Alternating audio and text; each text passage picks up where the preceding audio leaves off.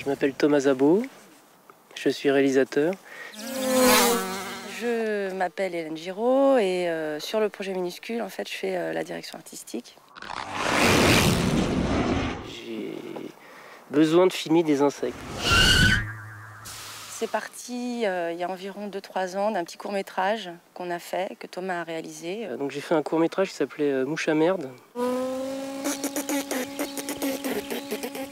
Et c'était pas du tout dans le but de faire une série, c'était vraiment pour se marrer. Et puis le résultat était sympa, ça a plu. Et puis on s'est dit, tiens, c'est vrai que ça ferait un bon, ça ferait un bon projet. À l'époque, je travaillais avec Philippe Delarue, qui est producteur maintenant de la série. Je suis Philippe Delarue, le producteur de Minuscule, la série d'animation de Thomas Zabot et Hélène Giraud. Et je faisais un pilote pour lui. On m'a averti dans le studio, à Futuricon, donc, que ce court-métrage existait. On m'a dit, précipite-toi, va le voir, c'est génial. Je lui ai montré, puis ça lui a plu. J'ai été, comme tout le monde, très impressionné, et ça m'a fait énormément rire, et j'ai trouvé ça génial, quoi. Et on s'est dit, bon, bah, allons-y, quoi. Étant producteur principalement audiovisuel, on a pensé programme de télévision. Donc on a bossé pendant plusieurs mois là-dessus. Je travaillais sur un petit dossier visuel, développer des insectes, essayer de trouver des idées de scénario et tout. Le montage du projet s'est fait en 3-4 mois, quoi. Et on a 78 épisodes à faire. C'est pas toujours facile.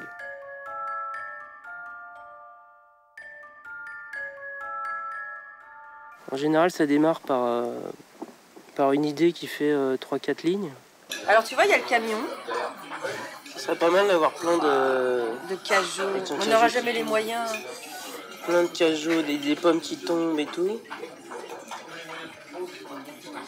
Et là, il y a la petite chenille qui... Il faut que la chenille, elle voit le camion partir.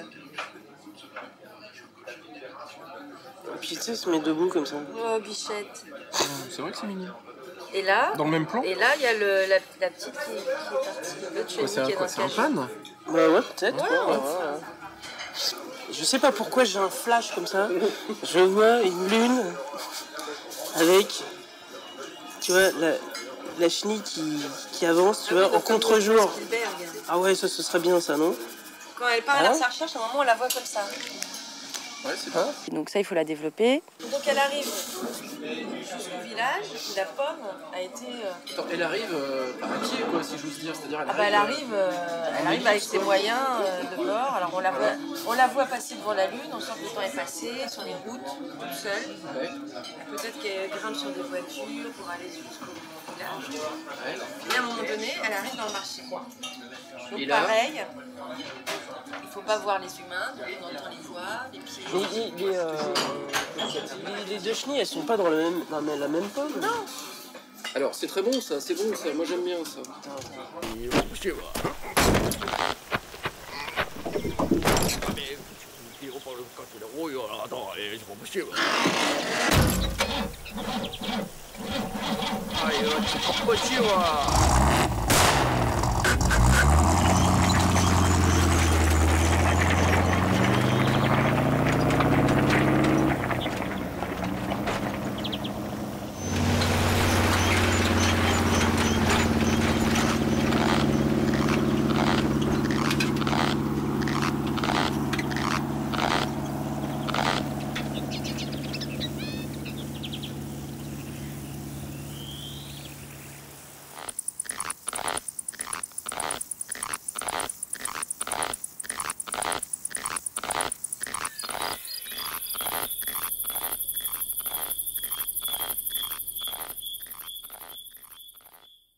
Il y a vraiment un ton qui est particulier, quoi. C'est ni du cartoon, c'est ni réaliste, c'est un peu des deux.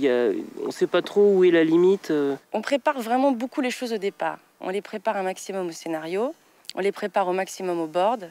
Une fois que les scénarios sont dans le ton, on les donne à des storyboarders. Qui va faire un board d'environ 60 plans. Alors le storyboard, il est fait en fonction des endroits où on va tourner, évidemment. Alors là, on est dans le sud, donc la végétation... Il y a des tournages dans le sud, il y a des tournages en Normandie. Et évidemment, la végétation est différente entre le sud et la Normandie. Donc du coup, les storyboarders s'adaptent au milieu sec du sud, comme au milieu vert de la Normandie. Donc on fait attention à ce genre de trucs, parce que s'ils dessinent des choses qu'on peut pas filmer, on est coincé, quoi. suis en train de faire un découpage et puis tu sais c'est une poursuite. Et j'étais en train de délirer sur l'idée c'est une coccinelle qui fonce sur une route. Et en fait il y a une voiture qui vient en face, et face caméra. Et la coccinelle passe sous la voiture, avec la caméra qui suit toujours derrière. C'est évidemment impossible à tourner en live, mais avec une voiture en 3D c'est faisable. Mais si vous avez des voitures qui existent, vous n'avez pas des stocks de bagnoles, des choses? Non, ça se fait pas comme ça. Ouais, okay. Bon, je vais utiliser un vélo. Les storyboarders, oui, ils viennent du dessin animé. Donc dans le dessin animé, on peut à peu près tout dessiner. Il n'y a pas le problème de savoir le décor, est-ce qu'on va le trouver ou pas. Ça, il suffit de le dessiner et puis on l'a, quoi. Alors, t'as le Bon, droit? on va le faire avec un vélo. Hein. Ouais. Ah, c'est pas mal le vélo. Un vélo, ça peut être pas mal. T'as un vélo, t'as de poursuite. Tu sais, d'un seul coup, C'est chiant de dessiner un vélo. t'as quelqu'un qui fait t'as un vélo dans le sens inverse. Et la caméra embarquée avec le steady mouche, avec la coccinelle qui fonce, et au dernier moment, la coccinelle fait. Ça donnerait qu'à un moment donné, t'as le vélo qui est comme ça là. Et puis t'as les abeilles qui passent de ce côté-là et de l'autre côté, tu vois. Alors c'est ton boulot, ça, merde. Mais je comprends pas.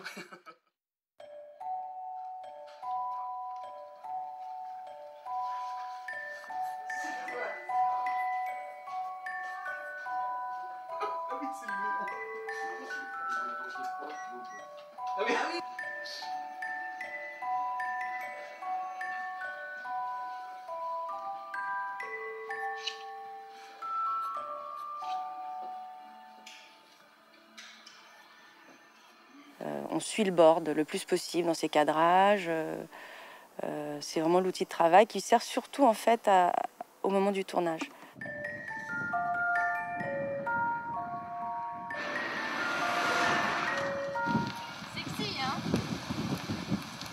Le Steadymouche, c'est un mini Steadicam. Et comme il représente souvent le point de vue des insectes, ben c'est de représenter le point de vue des insectes qui volent. Donc évidemment, le vol d'un insecte, c'est assez fluide, c'est assez rapide. Donc on essaie de faire en sorte de recréer le vol d'un insecte avec cet outil-là.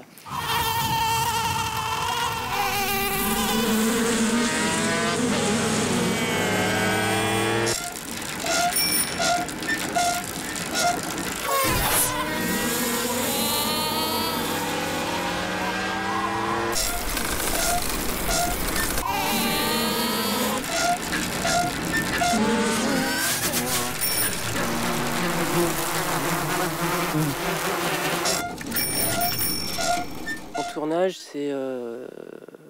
on essaye de garder un rythme d'un épisode par jour, ce qui n'est pas évident parce que la lumière change beaucoup. Donc il y a des jours où on y arrive, il y a des jours où on est obligé de scinder en 2-3 jours.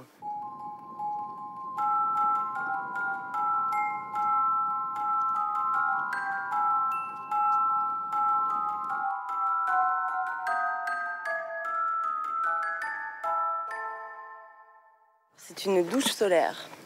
Au départ, ça sert, tu le mets dans ton jardin l'été. Et après, voilà. Et là, ça va nous servir à faire des petits rideaux de pluie. De temps en temps, on va se retrouver avec un truc, ça marche pas. On veut faire tomber de la pluie, ça mouille la caméra pour des raisons ici, il y a trop de vent, la pluie part. Donc on se dit, on va le faire en FX. C'est même pas de la 3D, c'est de la post-prod. On fera ensuite, en post-prod, on rajoutera de la pluie. Mais c'est vrai qu'on peut éviter, on le fait en vrai. Au milieu, qu'est-ce que c'est que ça? Les plans de soleil. Les plans de tout, c'est quand il y a du soleil. Et les départs, tous ces trucs-là, là. Mais c'est quand il y a du soleil. Bah, regarde, il va là-bas, il y a le Ouais, mais soleil. c'est le même endroit à chaque fois, donc s'il tourne un coup là et que moi je tourne là, on sera pas raccord.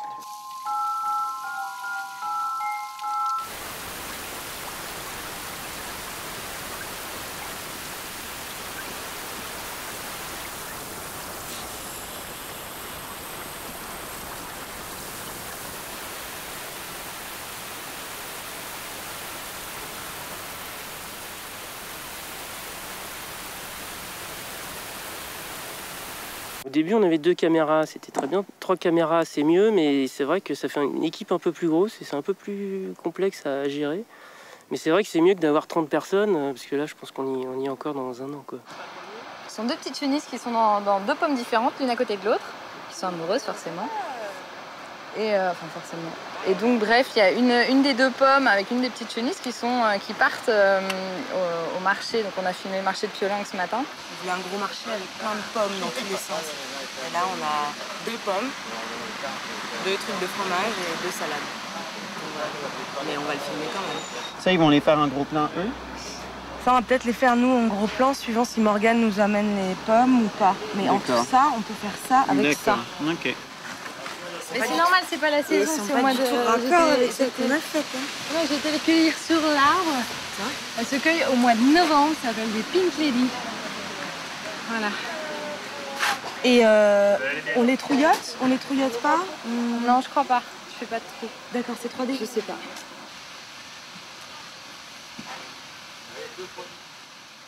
Pour moi, c'est un aspect où ce qui est délicat, c'est de réussir à bien imaginer à quel endroit va se placer l'insecte pour faire le focus sur l'insecte. Donc, en fait, il faut toujours cadrer un personnage qui n'est pas là et qui est le personnage principal. Il y en a une des 2 qui part dans des cageots de pommes qu'on retrouve après sur le marché et l'autre petite chenille va le chercher au marché.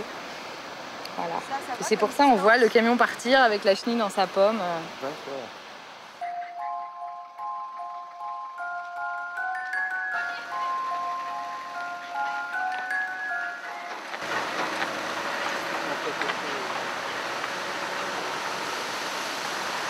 Ça, il y a tous les inconvénients du film documentaire animalier. Et avec en plus tous les inconvénients de l'animation à rajouter derrière. Donc c'est long, quoi. C'est trop mignon le petit. Il y a d'autres qui veulent faire un casting. Ça, je veux bien que tu me le tiennes. Il y a celui-là. Ah ouais, mais là, maintenant, on a... Il cherche le champignon. Et en fait, évidemment, le champignon n'y est plus puisque 2 semaines ont passé, quasiment. 1 semaine. Et donc, le champignon a une durée de vie assez courte. Donc, ils essayent de trouver un autre champignon qui pourrait être raccord avec ce qu'on a déjà tourné. Voilà, sinon, il faut tout retourner. Enfin, il faut retourner toute la scène. Attention.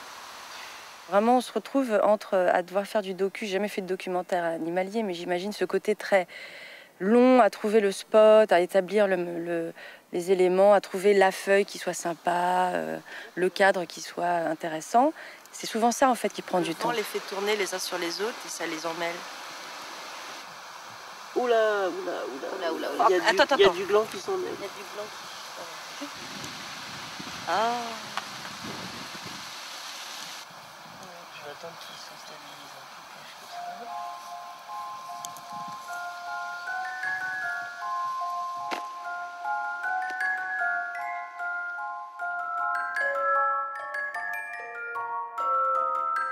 Alors là, c'est l'épisode La fourmilière infernale. Donc c'est l'histoire d'une petite fourmilière tranquille où tu as 3-4 fourmis qui se baladent, qui travaillent à leur rythme, tranquille. Et puis d'un seul coup, il y a une colonne qui arrive, beaucoup plus organisée, presque militaire. Là, pour les fourmilières, on s'était dit... Bon voilà, il y a une concurrence entre 2 fourmilières. Et ce qui serait marrant, c'est qu'elles ont un style architectural différent. Et finalement, les 2 fourmilières s'écroulent. Donc là, on est en train de faire ça. C'est au-dessus d'une butte, quoi. Alors ça, c'est la butte qui est là-bas. Tu veux qu'on aille là-bas? L'idée, c'est de mettre en place le décor avec les tours hautes, mettre un fond bleu, et ensuite, en post-prod, on fera les différentes strates de construction. Le problème, c'est qu'eux auraient souhaité avoir le BG sans les tours. Moi, ça m'a pris une journée pour sculpter les 2. Oui, mais ils étaient bruts. Après, il y a eu tout à faire. Ah oui, non, c'est... finition, les 2 machins comme ça prend... en toute fabrication, ça m'a pris 3 jours. Alors, la bulbeuse, elle va être ici. Ouais. Là, on va mettre la petite fourmilière, tu sais, des fourmis qui sont tranquilles, là. Ouais. Et puis l'autre, elle se construira par là. Elle n'est pas entre. La petite, elle n'est pas entre les 2. Tu veux qu'elle soit entre? Ah non, mais je Ça n'a aucune importance. Non, c'était juste pour que, tu vois, qu'on sente que à chaque fois qu'il y a une nouvelle fourmi qui arrive, elles arrivent par la droite et elles vont vers la gauche. Ouais, en même temps, c'est mieux, tu me Tu diras, vois parce que si elle s'effondre à la fin, elle risque de s'effondrer. Moi, je pense que c'est mieux Qu'elle soit... pour la narration que ce soit D'accord. tu vois, dans cette ligne. Donc on va filmer avec fond bleu et sans fond bleu. Et en post-prod, on rajoutera, avec la technique make painting numérique, on va rajouter les étapes et on va faire des fourmilières super hautes. Quand c'est une petite équipe, il faut tout faire. Tout faire. Je suis pas censé être là, moi. Il y a de la tension. Hein. Il y a de la tension dans son petit être. Alors, j'ai l'impression qu'il n'y a pas de pile non plus dans celui-là. Des piles! Je vais en chercher Il y a jamais... faut toujours avoir des piles en rab. Hein. Ah oui, attends. il y a dans les sacs caméra, mais s'il y en a plus, il y en a plus. Tu lâches. Lâche tout. Plus vite, ça va.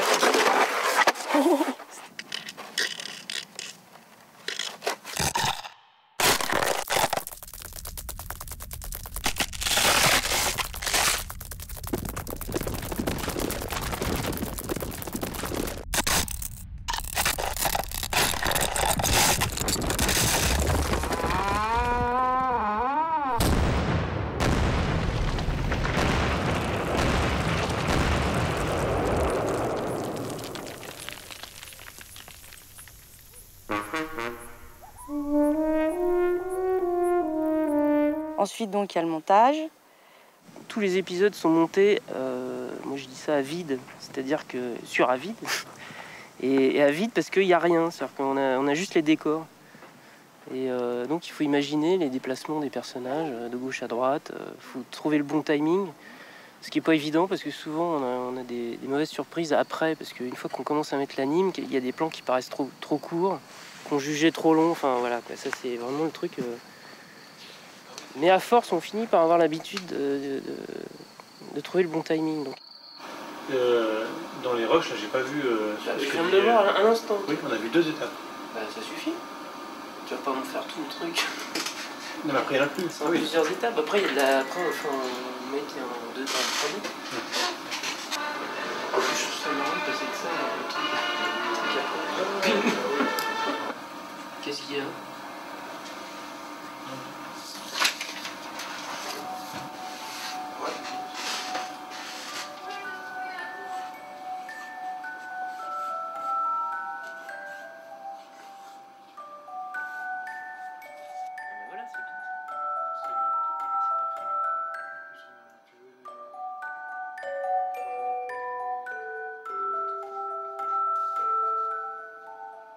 Après ça, il y a un autre storyboard qui est fait, qui est en fait un layout.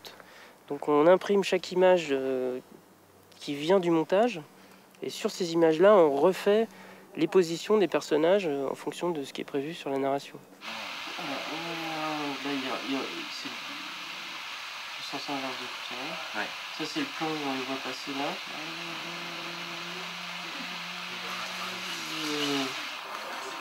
Tu fais voler un insecte autour de l'arbre là, par exemple. Ouais. T'en fais passer un comme ça. Tu vois, genre, tu fais un peu d'activité quoi. Ouais. Et le moucheron, lui, il va se poser, genre il arrive comme ça. Et il se pose, il va se mettre là.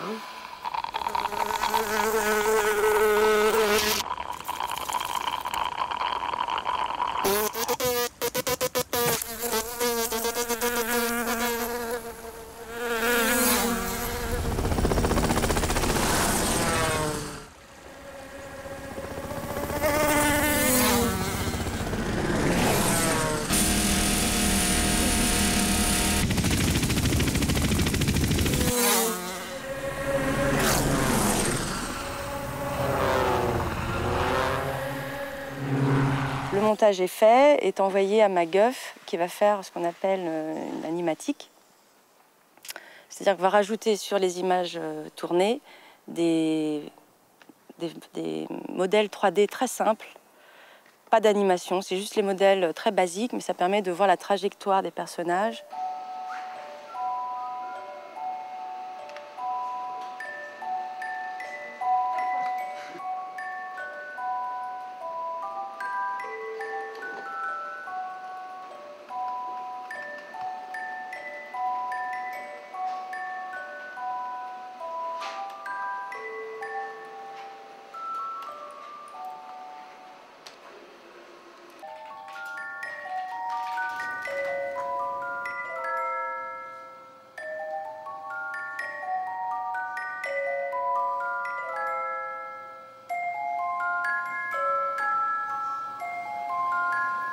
passe en Australie, hein, je précise. On a conduite à droite. Ah oui, on a tourné en... Ah mais non, c'était en Nouvelle-Zélande, pardon.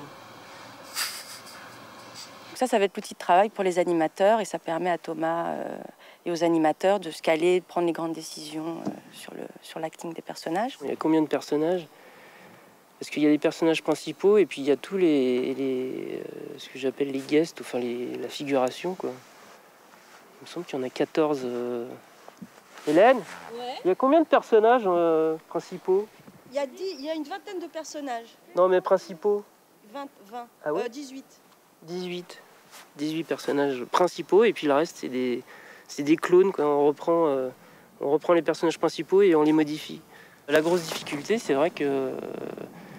La difficulté, elle est qu'il n'y a pas d'expression quasiment sur les personnages, quoi. Ils ont des gueules figées et ça, c'était un truc que j'ai eu du mal à faire passer au début parce que personne ne comprenait comment on allait faire passer des expressions là-dedans. Les personnages minuscules, pour moi, je les aime tous. Ils sont là, c'est Hélène Giraud qui les crée avec Thomas Zabot. Et elle a, je pense, un très fort talent pour partir d'un insecte, d'une photo d'un insecte ou d'un insecte tel qu'il existe dans la nature, et d'en créer un léger décalage dans sa création graphique qui fait qu'il est à la fois très très beau, ce qu'elle a créé, ce qu'il reste de l'insecte ensuite. Et c'est à la fois très beau esthétiquement, c'est magnifique, et en général drôle. Elle y ajoute quelques éléments qui sont indescriptibles, mais qui font que le personnage, l'insecte, quand on le voit, il est beau, quoi, il est sophistiqué et drôle, quoi. Aussi, l'idée qu'on voulait passer aussi, c'est que on se dit toujours que les insectes, voilà, ça travaille, c'est là à faire leur truc de manière prédestinée et tout. Et on aimait bien l'idée, en fait, qu'ils se marrent. Ils font des conneries, quoi. Ils se font des poursuites. Et puis de temps en temps, ben, ils ont des trucs pas drôles.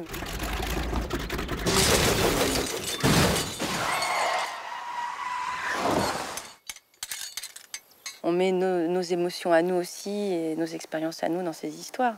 On essaye de leur donner des... je ne sais pas si c'est des caractères, mais ils ont des fonctions assez précises. C'est des insectes, hein.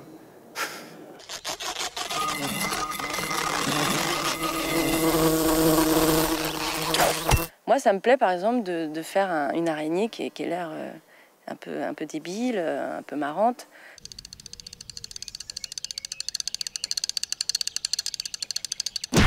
Je me dis que si ça peut faire que les enfants aient moins peur des araignées, génial, quoi. Parce que bon, on a tous regardé les araignées, on a même fait des trucs bizarres, genre jeter les mouches dedans pour voir ce qui se passait. Voilà, c'est un sujet que je trouve très riche. Et puis après, il y a les rendus, les intégrations, il y a du compositing. C'est tout ce qui concerne l'éclairage, les textures des personnages, la manière dont ils vont être intégrés dans le décor, ce qui va donner l'impression de réalisme, entre guillemets. Je sais pas ce que tu en penses de la matière, là. Est-ce que c'est la couleur qui est bizarre? Pas si clair, donc un marron. Moi, ce que je pense, c'est que par contre, les yeux, il faut trouver quelque chose. Il y a vraiment un truc à trouver sur les principes, un peu des reflets. On sent que c'est pas juste un truc blanc mat. Oui, c'est les... Tu vois, ça par contre, il y a vraiment un truc à trouver avec des petits reflets, des machins. En fait, ce qui est bizarre, c'est que selon les angles, il y a des moments d'impression qu'il est mou, qu'il est flasque, que si on va le toucher, ça va être comme un verre de terre. Ouais. Et il y a des moments donnés, là, d'un coup, il y a un reflet, du coup, ça le durcit. Ouais. Pour moi, c'est du dur. On sent que c'est presque comme la fourmi. C'est vraiment pour lui donner plus le côté un peu ahuri. Elle est complètement, elle est en transe, quoi, à force de faire ces sons de. Ah oui, c'est ça. Tu vois, c'est. Puis elle vit sur elle-même, tu vois, c'est. Ah ouais, je vois. Bah, pour moi, c'est la couleur, c'est pas ça. D'accord. Les reflets sont très bien. Tu vois, les effets La là. couleur générale, en fait. Ah ouais. Pour moi, c'est un bleu turquoise. Waouh! Il faut qu'ils soient plus rigolos que ça, en fait. Peut-être que là, effectivement, le fait que les poils soient coiffés longe le corps. Du coup, ça fait poil de chien un peu, mais ça fait pas vraiment tout fait exploser. J'ai juste un petit problème avec le motif de la coquille. Alors j'imagine que c'est assez galère parce qu'il y a les tourbillons. Tu n'y crois pas à quel point c'est bien. Voilà. Tout se fait dans le son, tout se fait dans le bruitage. Et il va y avoir vraiment un sound design de fait, création de son, recherche de son pour donner tel et tel son à tel insecte. On a des idées que voilà, la mouche, c'est un gros bombardier bien lourd.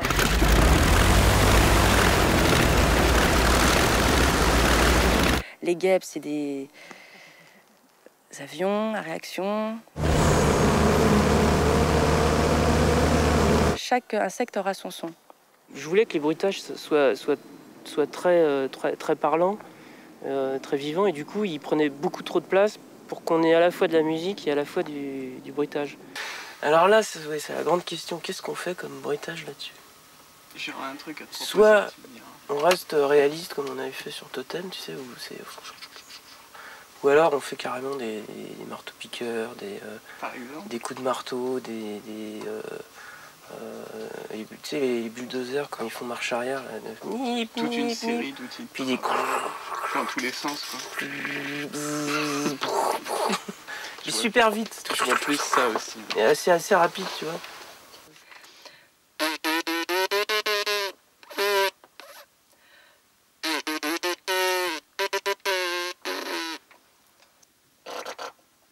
Alors, très aigu et à l'unisson, tu sais, comme une vieille chorale ensemble.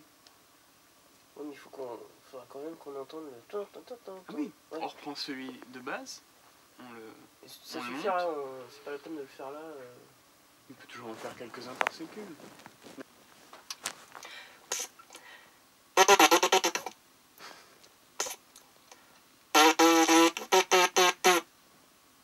Une panne de salive.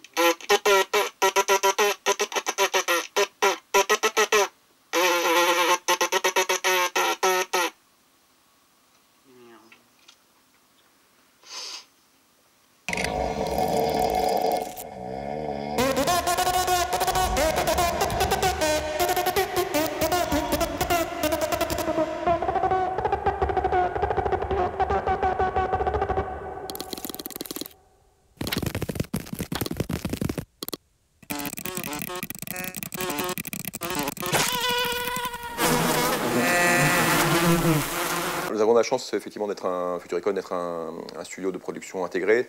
C'est-à-dire que nous couvrons pratiquement toutes, pas toutes, mais pratiquement toutes les étapes de production en interne d'un projet, ce qui donne effectivement un bien plus grand confort et un bien meilleur contrôle sur tout ce qui se passe au niveau technique et artistique pour l'équipe des réalisateurs et moi-même.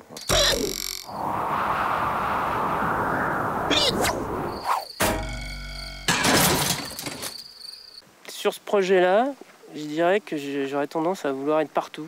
Parce que, encore une fois, il y a un ton très particulier et si on en sort, ça me convient plus. Donc du coup, j'essaye d'être là tout le temps. Sauf que la somme de travail commence à être tellement énorme que je suis obligé de déléguer. Donc je délègue, mais à des gens en qui j'ai vraiment confiance.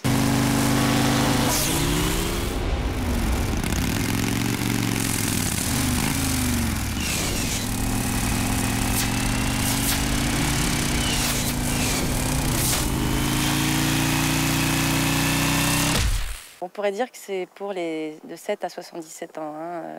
Nous, on se fait plaisir, on n'écrit pas pour les enfants, on se dit pas tiens, on va écrire pour les gamins. On veut se faire plaisir, on veut raconter des histoires qui nous plaisent, qui nous font marrer, qui nous touchent.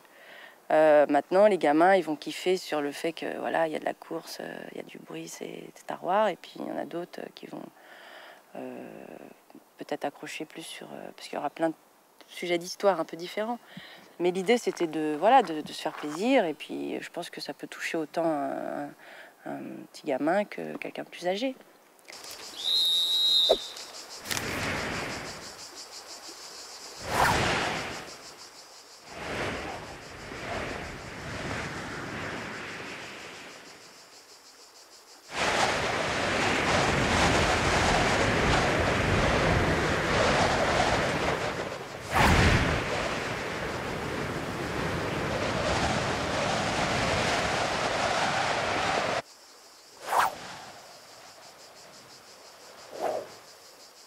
Quand j'ai fait le court-métrage, j'avais pas forcément pensé que ça ferait une série avec différents niveaux de lecture. Ça s'est mis en place petit à petit au fur et à mesure d'écrire les histoires.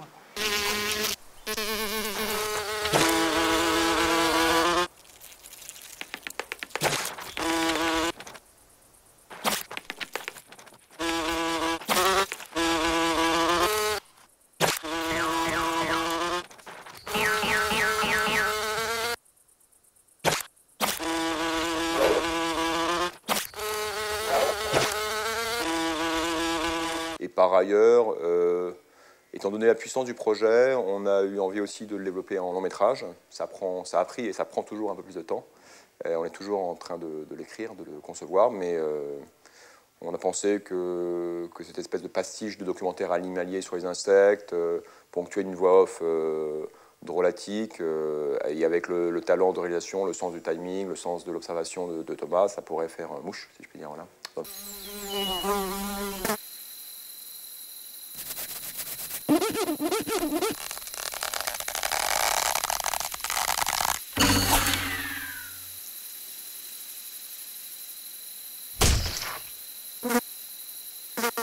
J'aime bien les mouches. Ouais, j'aime bien les mouches.